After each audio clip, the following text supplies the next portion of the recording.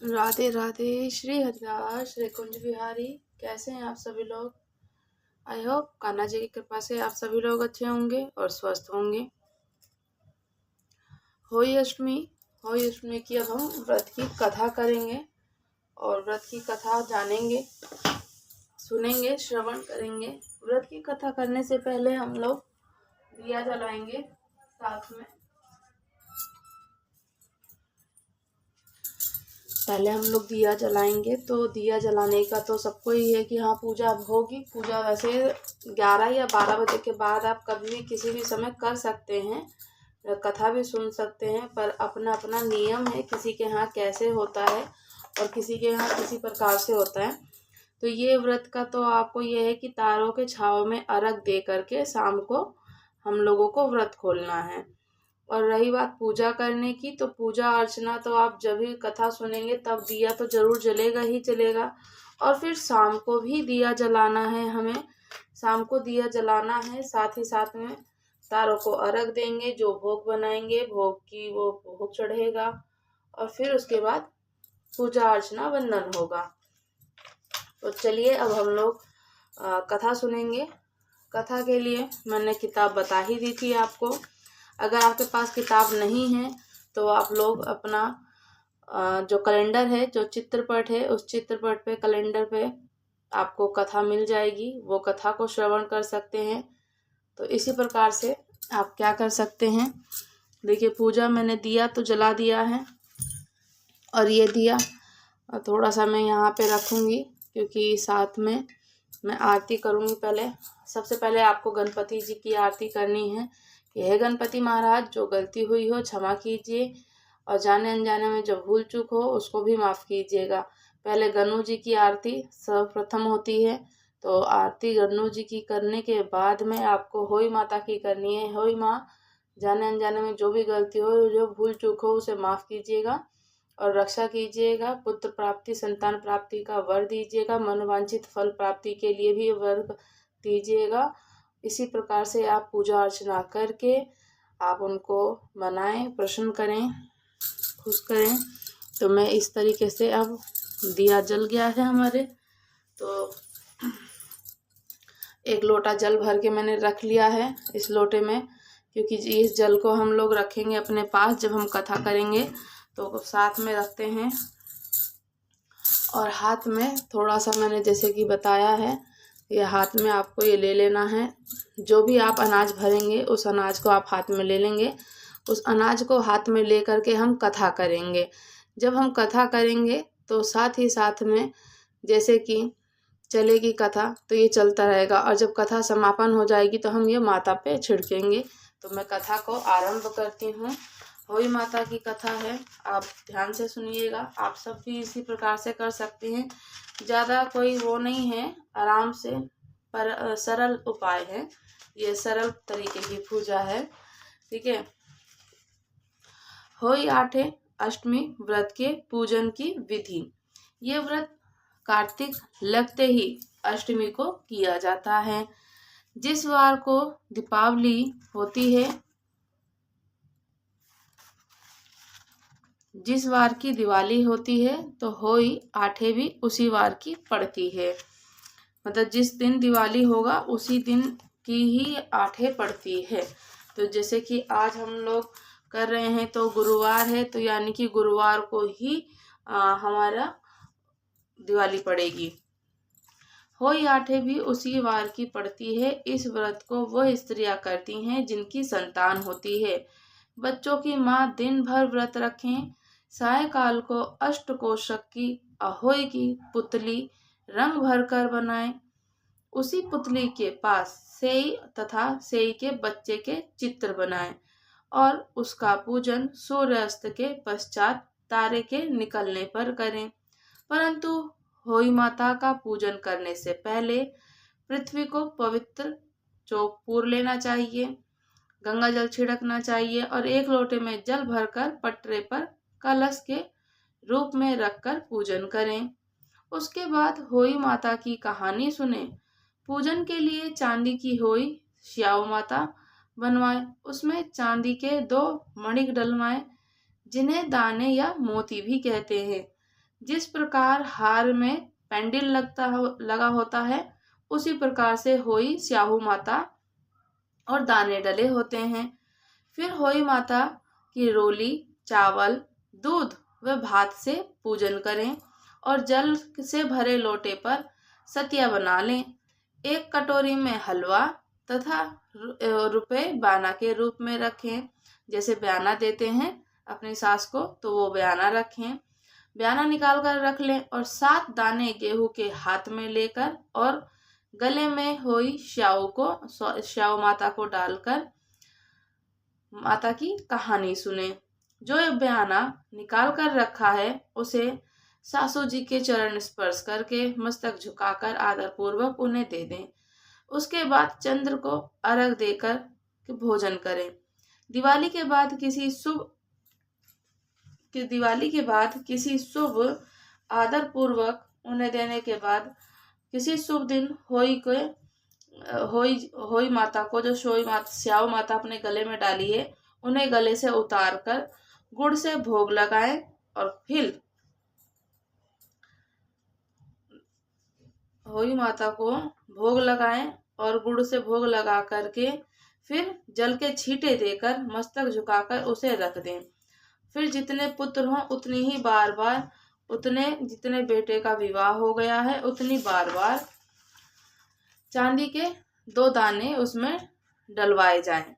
ऐसे करने से होई माता प्रसन्न होकर बच्चों के दीर्घायु और घर में नित्य नए मंगल करती हैं। इस दिन ब्राह्मणों को पेठा दान देने का विशेष फल प्राप्त होता है। होई माता का उज्जवल, जिस सौभाग्यवती स्त्री के पुत्र हुआ हो या पुत्र का विवाह हुआ हो, उस स्त्री को होई माता का उज्जवल करना चाहिए। उस दिन एक थाली में 7 जगह 4-4 पूड़ियाँ, थोड़ा थोड़ा सीरा यानी कि हलवा रखें। उसके साथ एक तियल, साड़ी, जमफर और उस पर श्रद्धा समान रुपए रखकर थाली के चारों ओर हाथ फेरकर श्रद्धा और सम्मान के साथ सासू के पांव पकड़कर उन्हें दे दें। सासू जी तियल और रुपए अपने पास रख लें, बाकी हलवा और पूड़ियाँ बांट दें। इसे ही बयाना कहते हैं। ये बयाना बहन बेटी के यहाँ भिजवा दें और अति आवश्यक होता है, ये भिजवा देना चाहिए। होई माता की कहानी। प्राचीन काल में एक साहूकार के 7 लड़के और 7 बहुएं थीं और एक बेटी थी। दिवाली से पहले कार्तिक मास की बड़ी अष्टमी को 7 बहुएं अपनी इकलौती नंद के साथ में मिलकर जंगल में खदान से मिट्टी लेने को गईं। जहां वे सब मिट्टी खोद रही थीं, वहीं स्याऊ माता यानी कि सेह की मांद थी। मिट्टी खोदते समय सेह का बच्चा मर गया और स्याऊ माता ने कहा कि तूने मेरा बच्चा मारकर मुझे निपुत्र कर दिया, इसलिए मैं तेरी कोख बांधूंगी। तब वह ननद अपनी 7 भाभियों से बोली कि तुम में से कोई मेरे बदले में अपनी कोख बंधवा लो। तो 6 भाभियों ने अपनी कोख बंधवाने से इनकार कर दिया। परंतु छोटी भाभी ने सोचने लगी कि यदि मैं अपनी नंद का कहना नहीं मानूंगी तो कहीं सासू जी मुझसे रुष्ट ना हो जाए। ये विचार कर उसने अपनी नंद के बदले में अपनी कोख बंधवा ली।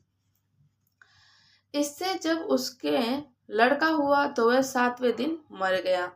इसी प्रकार उसके 7 लड़के हुए और मर गए। तब एक दिन उसने ज्योतिषी को बुलाकर पूछा कि महाराज, ये क्या बात है? मेरे जो संतान होती है वह 7वें दिन मर जाती है, सो इसका क्या कारण है? तब पंडित जी ने बोले कि देवी, तुम सुरही गाय की पूजा किया करो, क्योंकि सुरही गाय स्याऊ माता की भाईली है और वह तेरी कोख छोड़े तो तभी तुम्हारा बच्चा जी सकता है।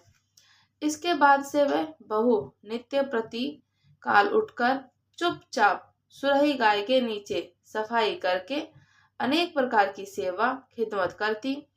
गौ माता ये देखकर कि साहूकार के बेटे की बहू नित्य प्रति मेरे बहुत सेवा करती है, तो गौ माता उससे बोली कि तू मेरी बहुत सेवा करती है, इसलिए मेरी आत्मा तुझसे प्रसन्न है, इसलिए मांग तुझसे जो क्या मांगती है।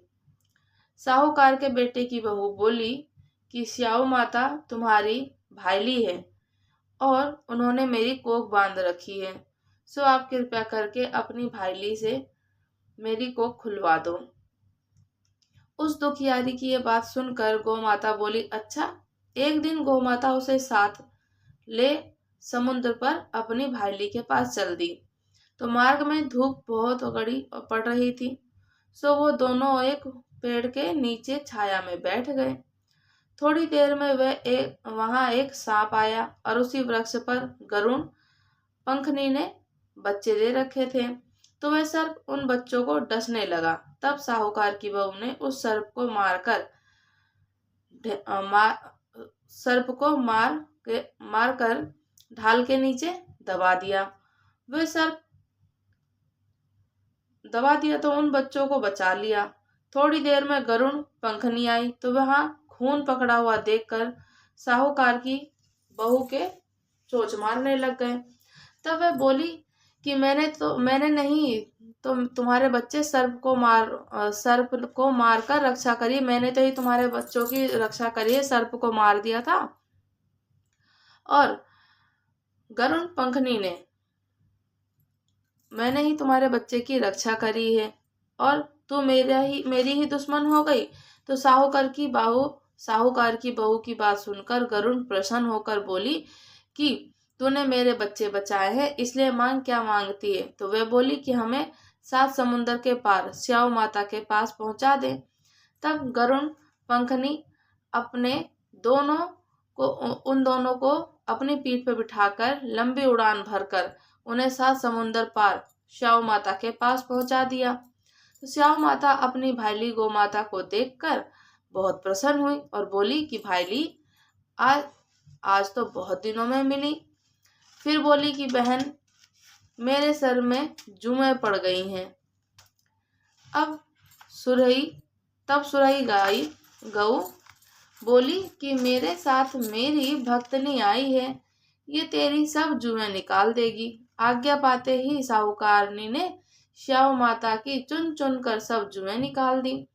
स्याऊ माता बोली कि तूने आज मुझे बहुत आराम दिया, इसलिए मैं तुझसे प्रसन्न हूँ, सो आज जो चाहे सो मांग ले, तो मैं तुझे दूंगी। तब साहूकारनी की बहू बोली कि वचन दो तो मांगू। तो स्याऊ माता बोली कि अच्छा, वचन दिया और कहा कि यदि मैं अपने वचन से फिरूंगी तो धोबी कुंड में कंकरी हो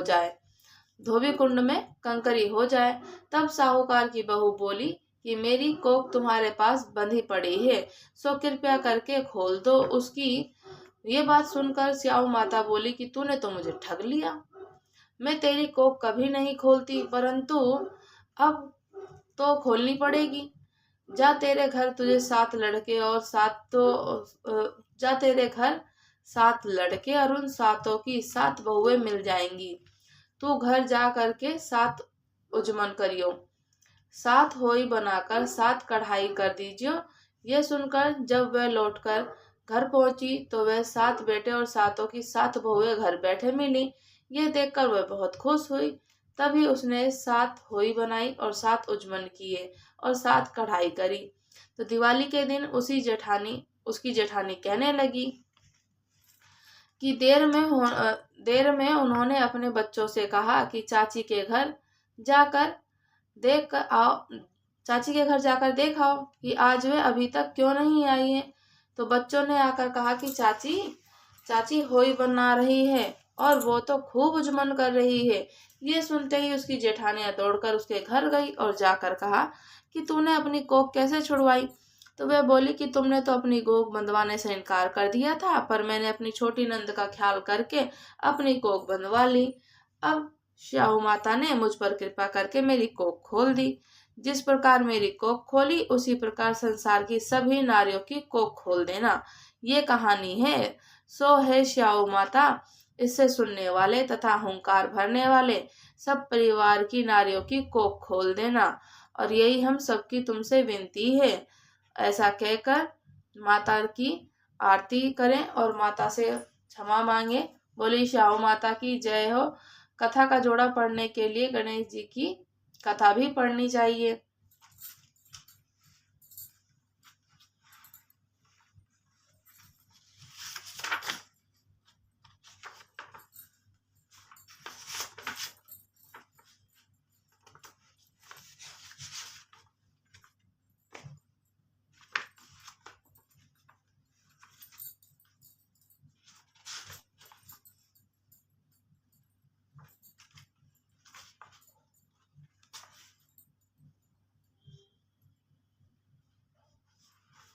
तो ये थी हमारी श्याम माता की कथा।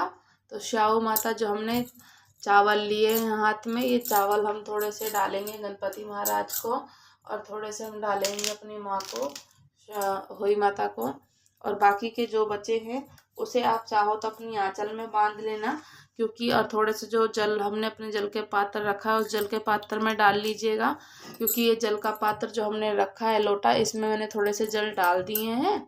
और इसमें डालने के बाद अब जब हम शाम को अर्घ देंगे तो फिर ये तब होगा। और जो थोड़े बहुत बचे हैं तो ये वाले भी आपको रखने हैं, क्योंकि जब शाम को अर्घ देंगे तो इसे ही अर्घ देंगे हम शाम को जब तारों को, तो ये तब काम आएंगे। राधे राधे। श्री हरिदास श्री कुंज बिहारी। कथा कैसी लगी कमेंट करके ज़रूर बताइएगा।